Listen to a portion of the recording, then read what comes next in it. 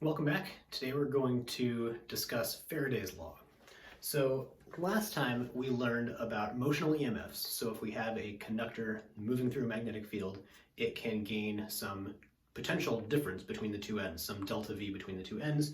And we had an equation for how big that is. Our delta V was equal to the size of the object times the magnetic field times the velocity. So pretty simple relationship.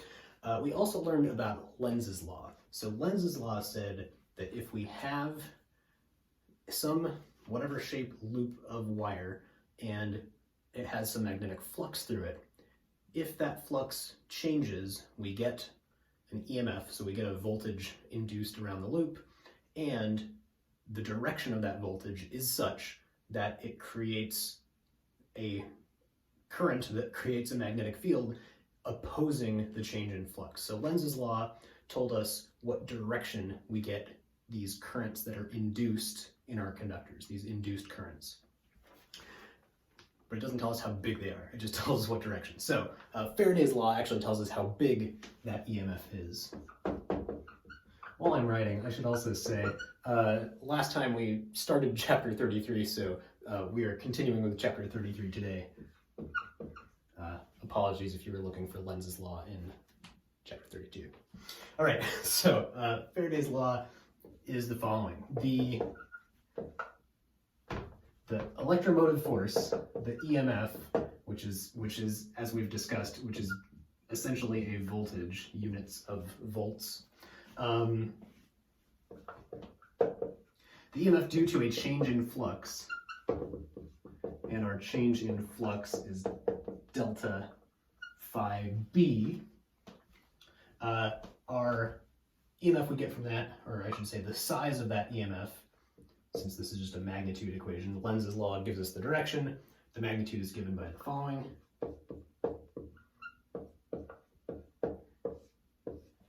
The time derivative of the flux. So we have a flux that's changing, whatever that rate of change is, that is our EMF. It's actually quite simple.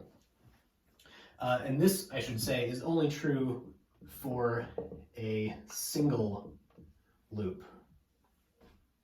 Because we've also seen cases where we have loops that have, a bunch of turns of wire, or like a coil of a bunch of turns. So if there are n turns, the equation is the same, except we gain an additional factor of n in front. So, having more coils is advantageous if you want a bigger voltage, if you want a bigger EMF created in your generator, or whatever thing is using your magnetic flux to make an electric field. So, there are lots of different places that Faraday's law applies. The most obvious is kind of like what we discussed last time, generation of electrical work from mechanical work. So we can do mechanical work on a system with a steam turbine or with a paddle wheel or something, and that mechanical work with magnets and conductor loops can be turned into electrical work that we can then put in the power grid or store in a battery or things like that. So Faraday's law, very important. We'll see actually even more applications in a little bit. So let's do a couple quick examples of how this works. So last time we did an example that looked like this. We had some wire with some conducting bar that was across it. And this is not exactly the same as last time, but you'll see the similarities. So this area is in a magnetic field B that is into the board, and our bar is length L, and it is moving to the right with velocity V. So we analyzed this last time. We said, oh, we got this delta V across here it was V times B times L. We'll see what we get with Faraday's law. So our flux is the area of this loop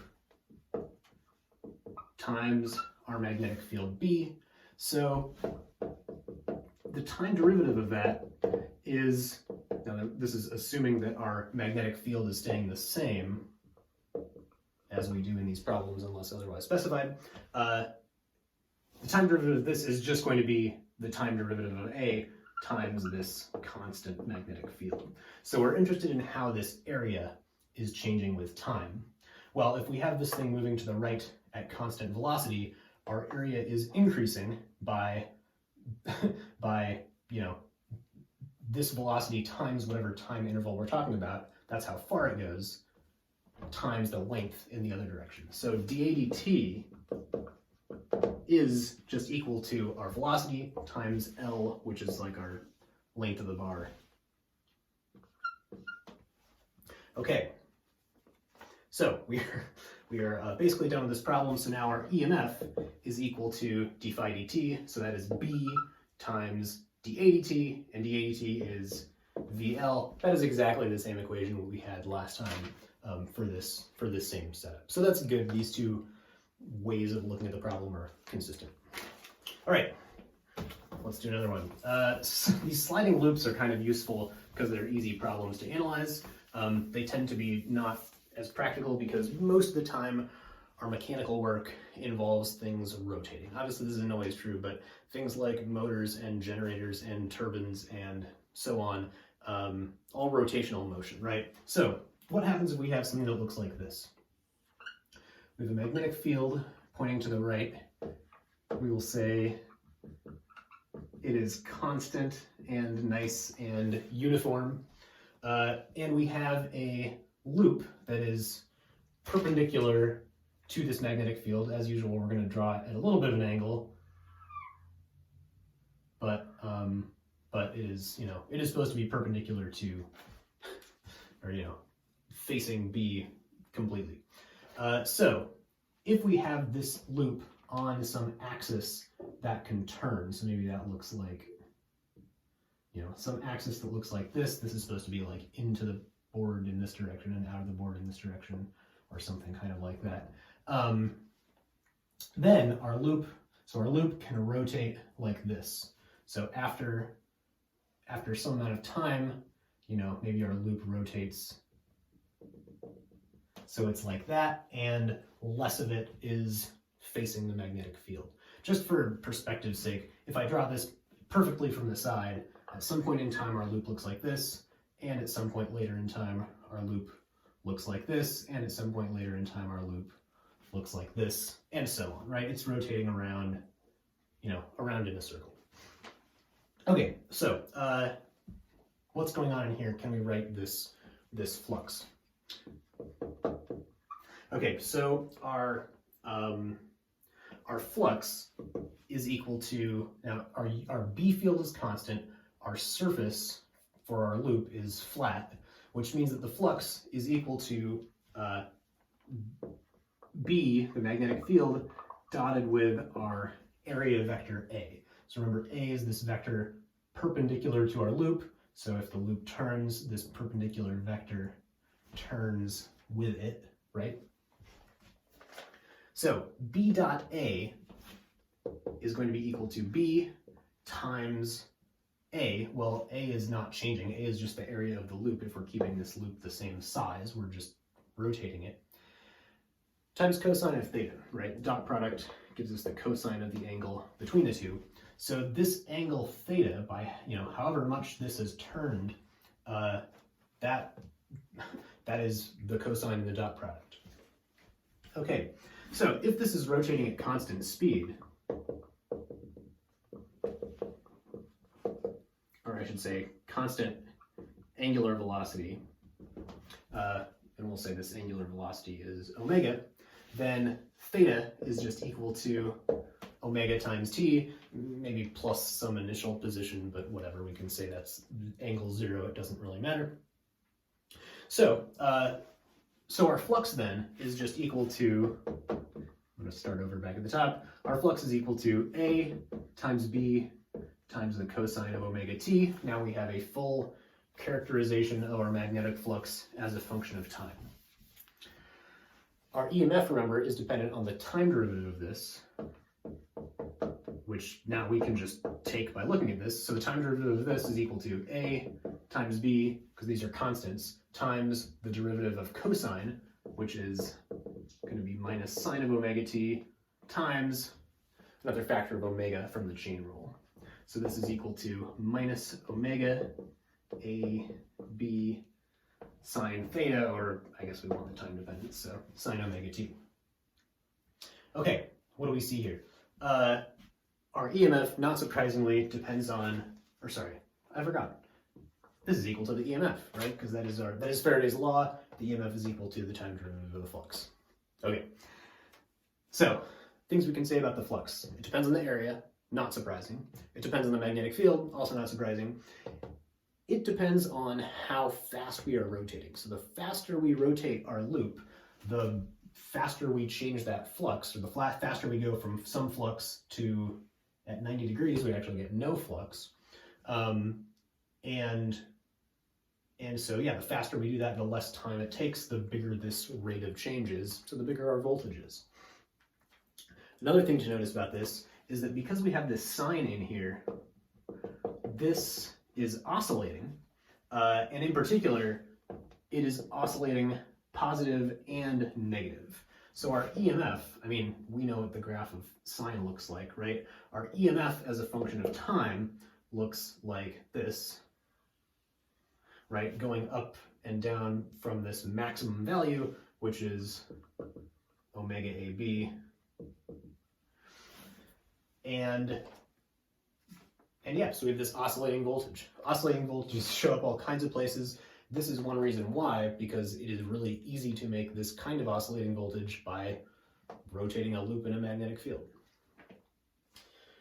All right, for this problem, we have these little moving pieces of conductor, right? So we have these little moving bits of conductor in our magnetic field. So we could figure out, we're not going to do this, but I want you to imagine, we have some little ds piece of arc length here, and it's moving with some velocity in some magnetic field. We could do some analysis to figure out how big the delta V would be across this little piece of the loop, and then, of course, do an integral around the whole loop to figure out what our total EMF would be. That would be bad, and could we have this easier way of doing it? But conceptually, you know, we could just, it's like adding up a bunch of our little sliding bar VBL elements, and we can figure it out. Now I want to do an example where we cannot do that, but we can still use Faraday's law. This will be our last little conceptual example for Faraday's law. Okay, so now let's say we have we'll make this easy. We have a square loop, and we'll do numbers with this one. 1 meter by 1 meter, and it is in a magnetic field that is out of the board, and it is uniform, but our loop is not moving.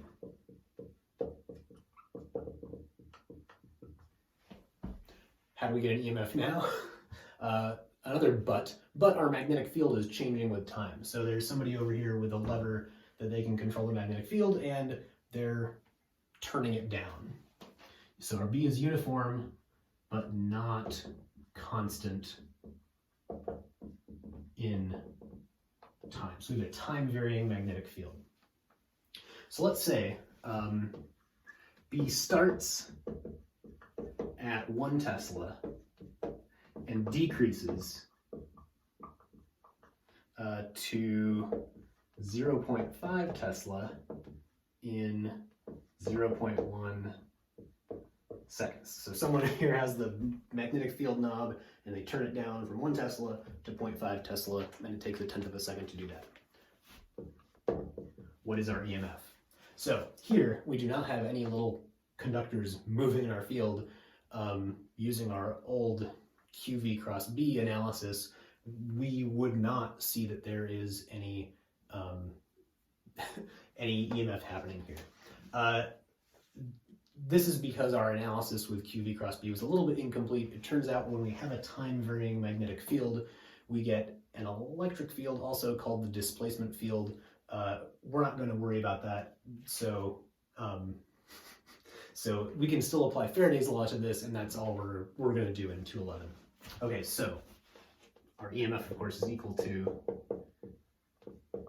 d phi dt. So let's find out how big d phi dt is. So our flux through this loop is equal to, well, our area times our magnetic field, and everything's nice and perpendicular, so we don't have to worry about the cosine. And our area is 1 square meter. Well, let's just leave this in terms of variables for now, and then we'll plug in at the end. So our magnetic field is now a function of time, right? So when I go d phi dt, I get a times dB dt. And so if my magnetic field is changing, I need to figure out how that's changing. So we have this presumably constant decrease in magnetic field, which means this rate is going to be equal to delta B over delta T. So that is final minus initial. So that's 0.5. Actually, we don't need to worry about the minus sign. Well, we'll stick with it for now. 0.5 minus 1.0, so that's a change of 0.5 Tesla over 0.1 seconds. So that is 5 Tesla per second. Multiplying that by our area, we get that our flux derivative is also equal to 5, since this is just a 1 square meter loop. And so Tesla per second times meter squared is volts. So this gives us an EMF of 5 volts. Yes, there should be a minus sign here, but remember, this is the absolute value of this if we were being careful. So the absolute value of that gives us plus 5 volts, because Faraday's law doesn't tell us the direction Lenz's law does. So let's do a check with Lenz's law. So our field was out of the board. It decreases, so it becomes less out of the board, and Lenz's law opposes that change. So it wants to keep the field strong out of the board. So what current would flow to make a field out of the board to counter that change? Well, it would be a counterclockwise current around this. So we have a 5 volt EMF and a counterclockwise current because of that.